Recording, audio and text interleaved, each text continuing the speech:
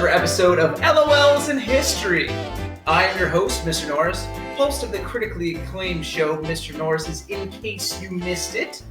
And tonight, this is my guest host, Chance the Pupper. He is currently eating a peanut butter Kong, and you may or may not see his face at all, if at all, this entire video. Good luck hearing from him tonight. The premise of this show is to go over very funny incidents that happen in U.S. and world history and have our wonderful commentary on it. Our first episode is going to feature the legacy of General Antonio Lopez de Santa Anna's leg. His leg, a story about a man's leg. Let's just start with who is General Antonio Lopez de Santa Anna. Well, for those of you that don't know, he is Mexico's on-again, off-again dictator and head general in the early 1820s into 1830. Santa Anna was eventually disgraced after losing Texas to the United States during the Texas Revolution when he was captured by Sam Houston at the Battle of San Jacinto. Chance, does that pique your interest? All right, great. In 1838, General Antonio Lopez, after he's been removed from office and has been disgraced, partakes in what's known as the Pastry War. War over pastries sounds good to me. I would be all over that. I'd be on the front lines of the Pastry War. Now, what was the Pastry War? And there he goes. And basically what took place is there were Frenchmen inside of Mexico, and they stopped at a local pastry shop, bought some goods, and then kind of refused to pay for them. When the Mexican government and Mexican officials tried to hold them accountable for this, again, they refused payment, and French ships show up in the harbor of Veracruz and cause a whole big hubbub.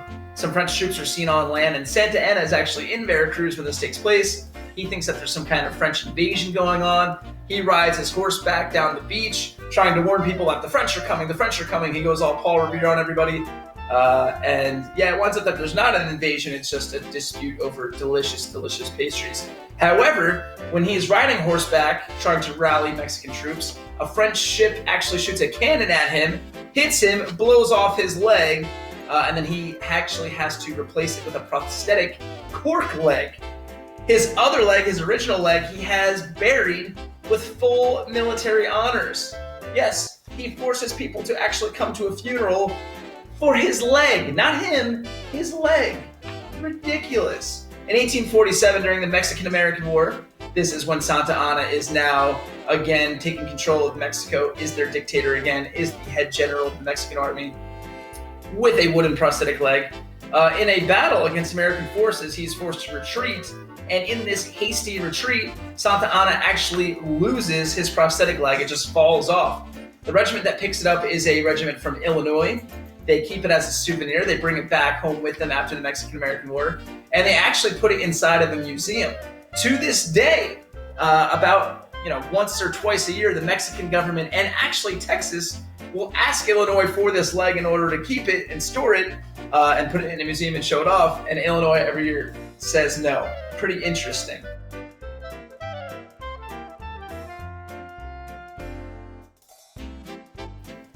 All right, let's dive into the segment about questions.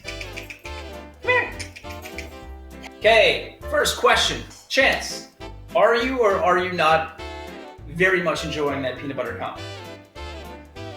Say nothing and keep licking if you are. Fantastic. I thought so. Next question.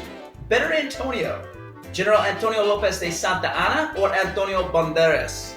Now, if you're under the age of about middle-aged mom, you probably best know Antonio Banderas as Puss in Boots from the Shrek movies. Chance, which one's better? Well, Chance is a dog. He hates cats. Actually, he mostly hates other dogs, too, and people. We're working on that. So Chance is going to go with General Antonio Lopez de Santa Anna. All right, okay.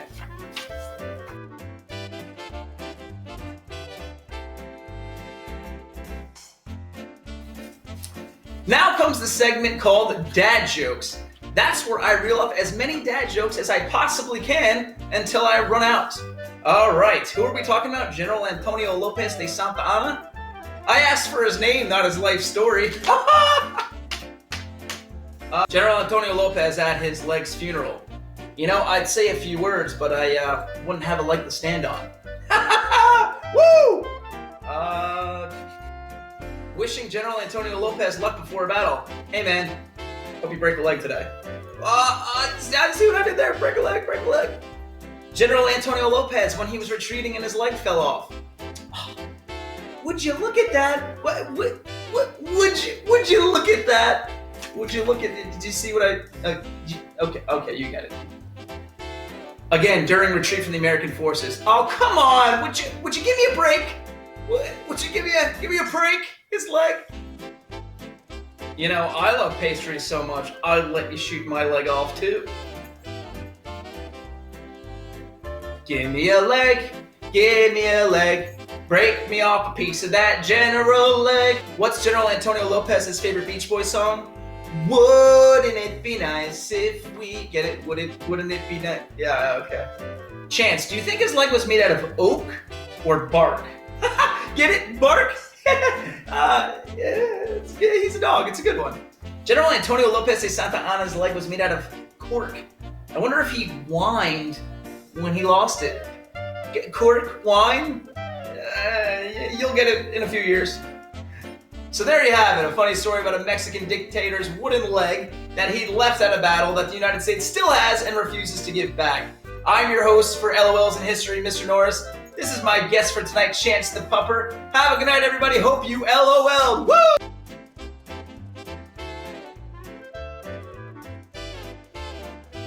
Actually gets